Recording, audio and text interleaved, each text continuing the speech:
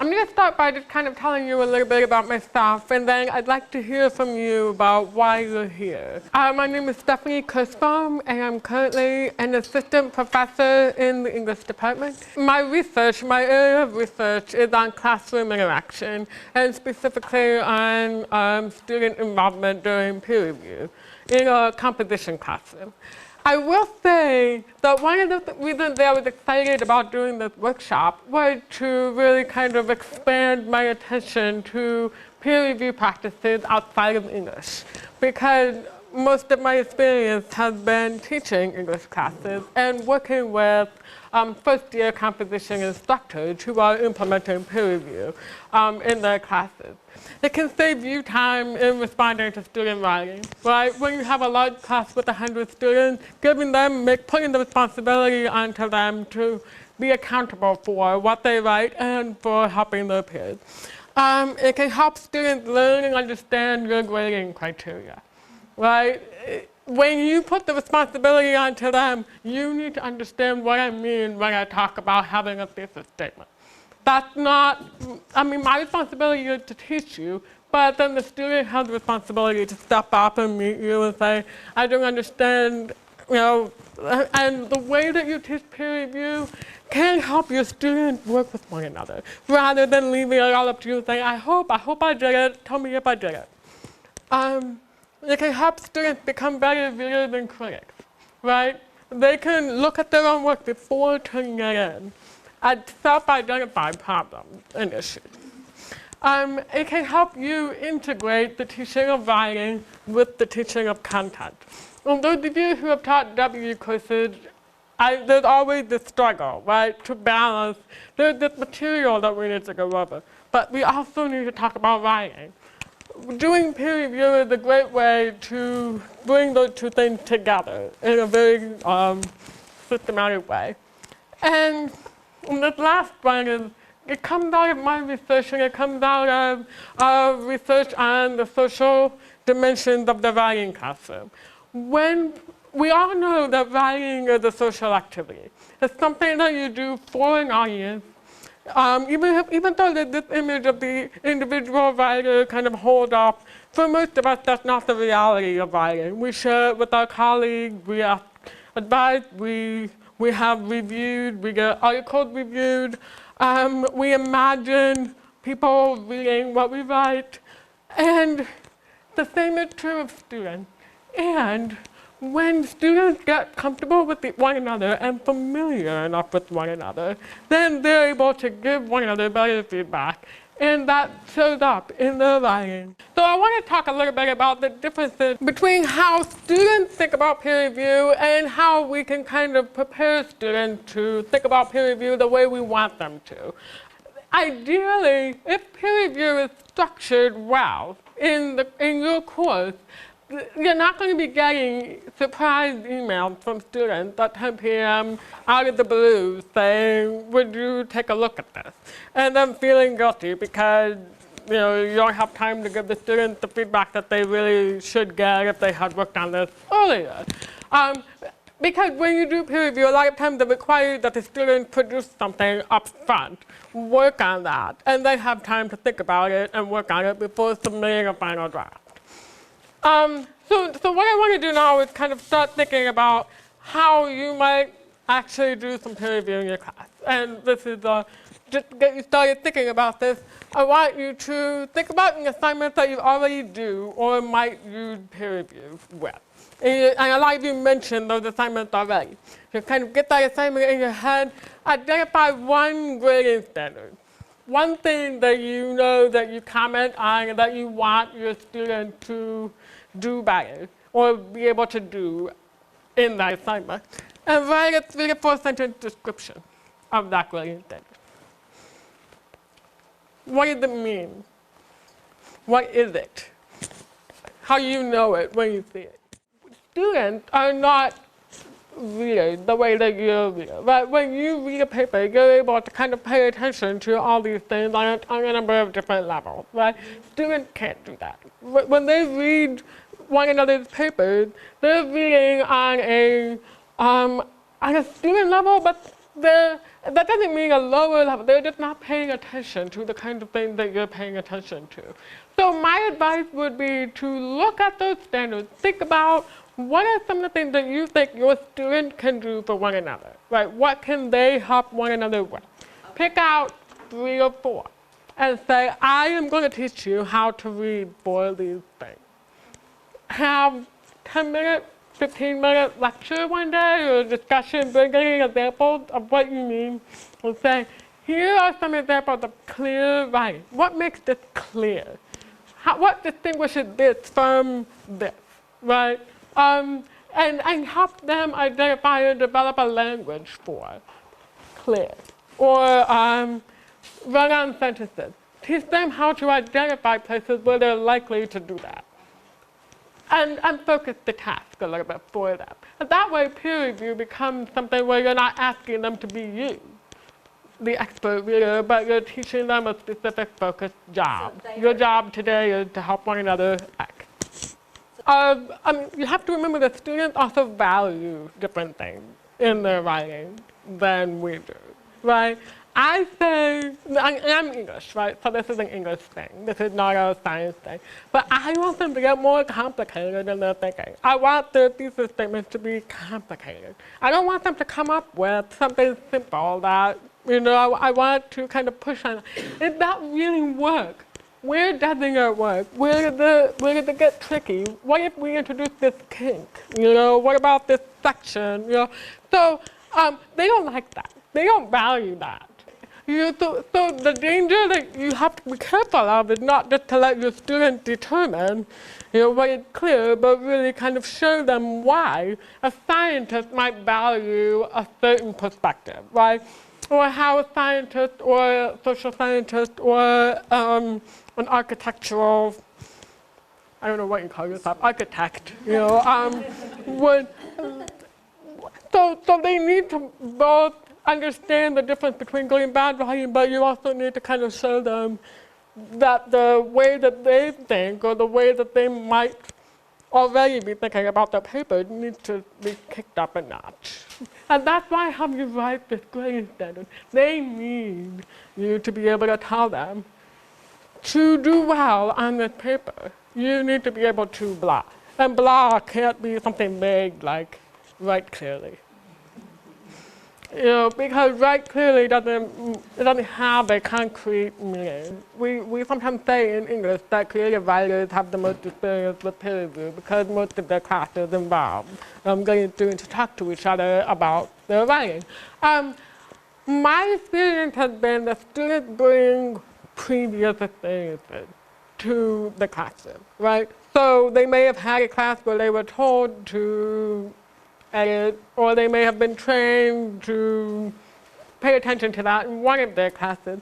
So what I need to do is get everybody on the same page, right? I don't want a peer group where one of my students thinks, okay, this is an editing exercise, and one of my students thinks, oh, we're just supposed to say nice things because I don't want to hurt people's feelings, So I really do need to kind of establish parameters for this is the kind of response that you might give.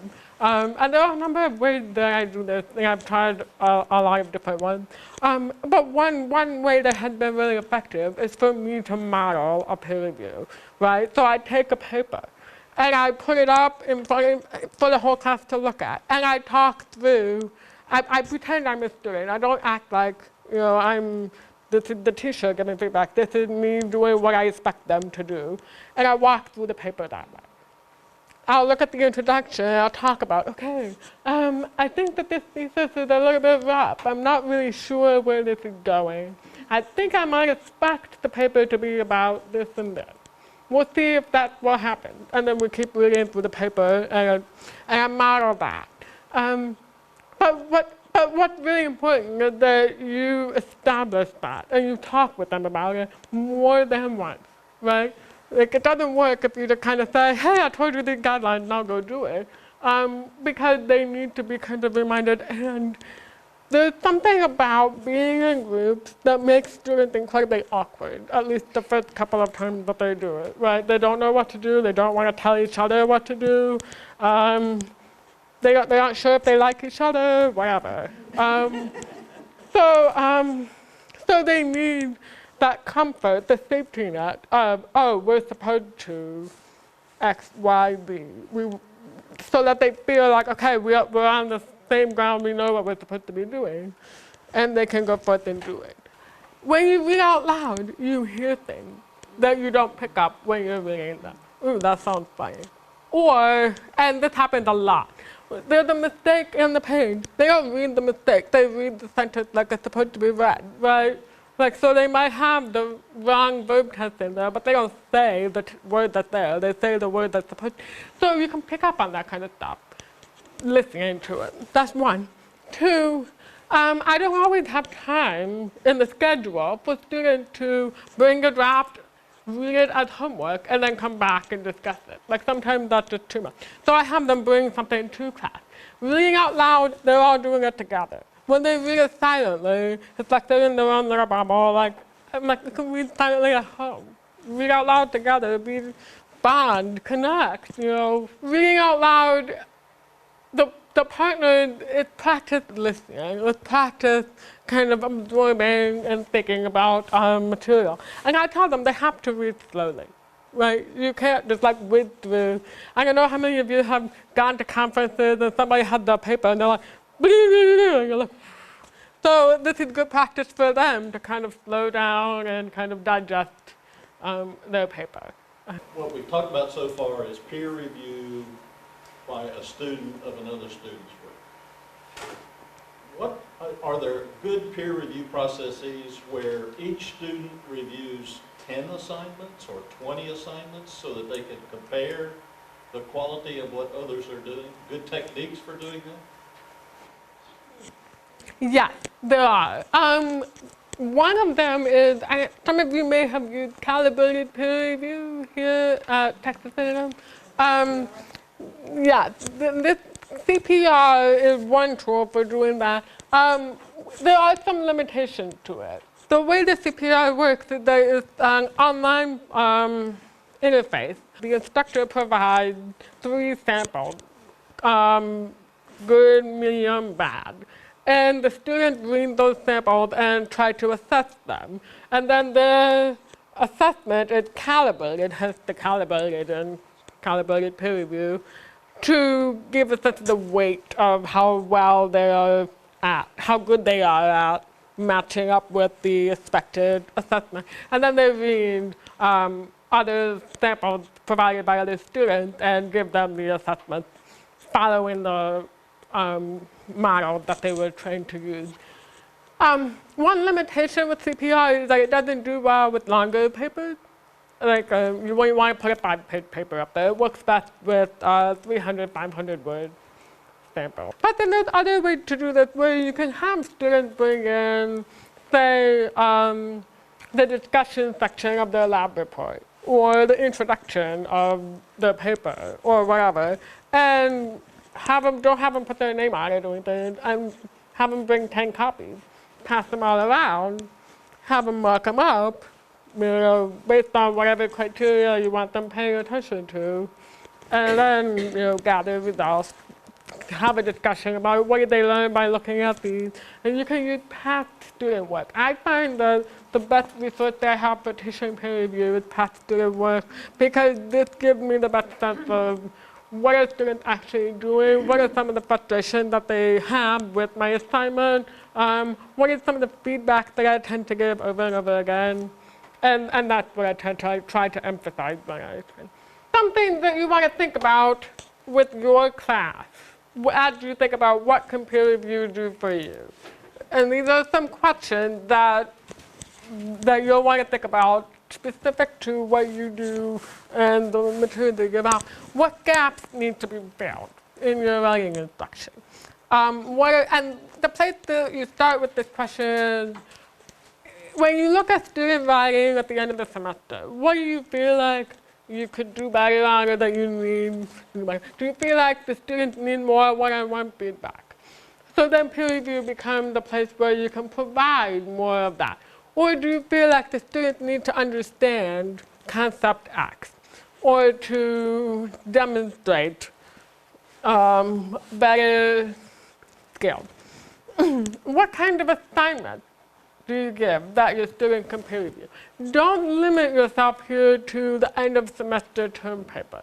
If you have them doing summaries throughout the semester, workshop those. That's a great place to really practice peer review because the student does a repeated assignment. They can learn how to do it and then improve as they go on at recognizing and responding to those. Short assignments are sometimes excellent sources for peer review because doesn't have to take up a lot of time in class. Have them bring the introduction, have them bring a paragraph or two, workshop those in class, and then they've got some direction to go on for the next one. Sometimes I have students bring in short summaries and pass them as a group, pass their summary to the next group, and then that group picks out the best of that group, and then they start articulating criteria for goodness or excellence. So think about the variety of writing that you do and some of the different ways that you can get your students reading and responding to those assignments. And then think about how peer review can help you teach writing and help your students learn to write better. And with that last question, you want to be thinking about what are some of the things that you want to communicate to your students about writing? And where did peer review kind of play a role in helping you think about that? And then I love this question. Like, what kind of audience do you want your students to be for one another? Think about the kind of audience that you are for your students' papers. We often play a number of different roles when we're responding. Sometimes early on in the process, I'm the coach or cheerleader. You know, this is great, good work. When we get to the end of the final draft commentary, especially if they're writing further papers in my class, I'm giving more directive feedback that says, your introduction was sharp, but the rest of the paper didn't follow up on that. On paragraph 3, you seem to lose focus. Spend some time really organizing your thoughts, blah, blah, blah. It's important for me to remember that my students are not going to be me. As much as I want them to potentially be as good at responding to papers as I am, that's not going to happen. So I need to kind of think about what kind of audience can they be for one another. Do you want them to be? And I'm taking a cue from John Bean. He wrote a book called Engaging Ideas, and this is one of my favorite books to recommend to writing instructors. And he divides peer review into 2 types: response-centered and advice-centered. Response-centered peer review is focused on responding, kind of what you did with the grading criteria. Just react to it. Tell us what you think. What's your impression of it? Does it seem clear? Describe what came across to you. Evaluate in the sense of, what did you think it was good? But they're not providing direction. They're just kind of giving the writer an audience's perspective on what they've read. Advice-centered peer review works best when the students have internalized or come to understand the criteria that you are asking them to, that you're going to be grading them on. And you can focus the peer review and say, okay, what advice would you give this writer based on what you know about, what we want to see in a scientific introduction or what we want to see in a conclusion. You want to kind of coach your students to be an audience for their peers. How do they be that audience? What kind of things are they listening for? What are their expectations? What are their responsibilities? How much of the peer review responsibility are you putting on the writer to take charge and solicit and invite feedback? And how much are you putting on the student, the reviewers, to kind of step up and get to the writer, provide to the writer that feedback? How will it help your students successfully complete their assignment, understand the assignment grading criteria, learn something about writing or about course material, or both, and meet goals, there's Android for the assignment. It doesn't have to do all of these things, but as you think about it, keep in mind the way that peer review, and one of the goals that I advise people not to use when talking about peer review is to say peer review will help you get a better grade. And the reason that I say not to do that is because I think it's important to separate student feedback, peer feedback from teacher feedback, right? And you as the teacher are primarily responsible for that kind of summative grading feedback. And you don't want to make a direct link. Often there is a link. And there is a connection between thinking more carefully about your writing, becoming aware of the range of different types of things people can do in their papers, learning to be self-critical, internalizing grading criteria. All of those things do help the students often get better grades. But I often don't want to suggest a direct pathway to that. So I try to kind of focus the peer review goals on testing ideas, refining paragraphs, identifying problem spots, identifying directions for revision, places for improvement. Another question that I didn't put up here that you also want to think about is the relationship between the feedback that you're going to give and the peer feedback. When and how are you going to respond to the student writing? And when and how are the peers going to be responding?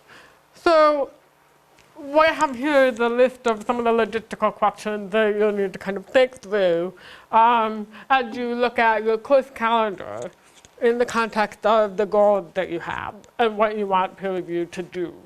Do you want to do it in another class? Is it going to be a homework assignment that they'll complete and bring to class? Or do you want to devote time in class to having students talk with one another? Have them doing it out of class is always an option.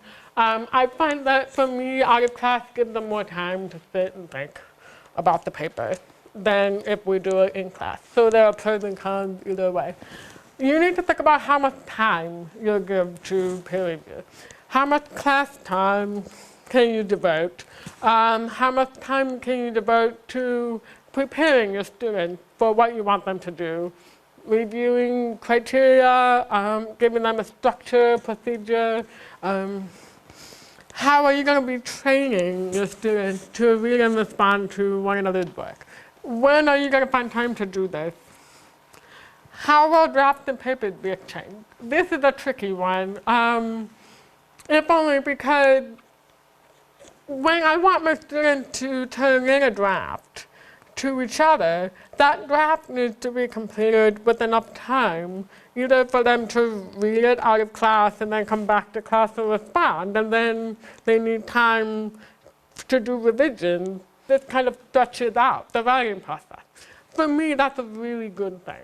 It gets them started earlier, and you can think about breaking down the process so that they turn in, say, an intro paragraph, and then they workshop just the intro because they don't have the rest of the draft done. The other thing about this is that I have often had students exchange the draft in class.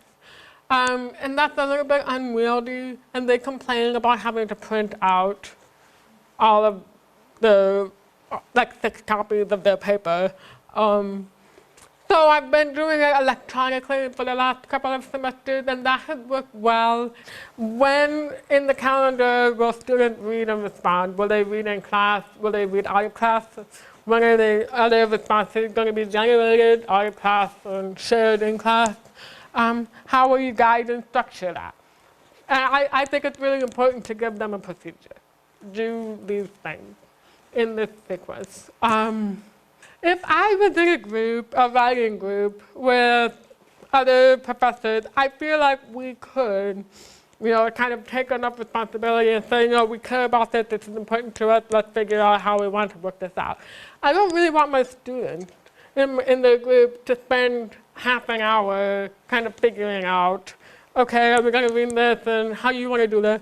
So I try to kind of eliminate the time that they take figuring out what to do and kind of say, okay, first you're going to do this. Then I want the responder to do this. Then this. So that they really follow that and it cuts out some of the kind of shuffling and when are you going to read draft? Are you going to comment on draft? Try to avoid having your comments and your student comments happening at the same time. Sometimes that happens and I've seen it work well. But a lot of times when your students are commenting and you're commenting, they don't want to pay attention to what their group is saying because they're waiting, they're holding out for what you've got to say. And I understand that completely. I would hold out too,